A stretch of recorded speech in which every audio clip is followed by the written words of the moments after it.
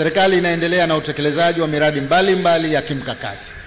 Hivi sasa tunaendelea na utekelezaji wa mradi wa mabadiliko ya sekta ya nishati ya ufikishaji wa huduma ya umeme kwa wananchi, mradi unaoitwa ZESTA.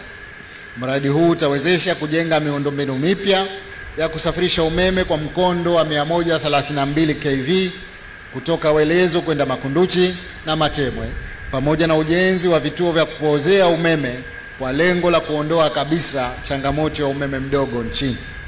Mradi huo pia utahusisha ujenzi wa miundombinu ya kusambazia umeme ambapo laini yake itaunganisha umeme kwa wateja wapya 70,000 kwa gharama nafuu.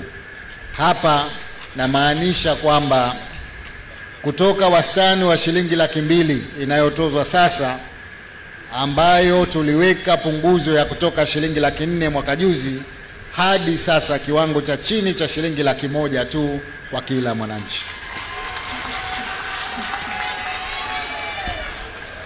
Hii yote ni kuhakikisha kwamba serikali inatekeleza kwa vitendo ahadi yake ya kuwapatia wananchi huduma bora ya umeme kwa gharama nafuu.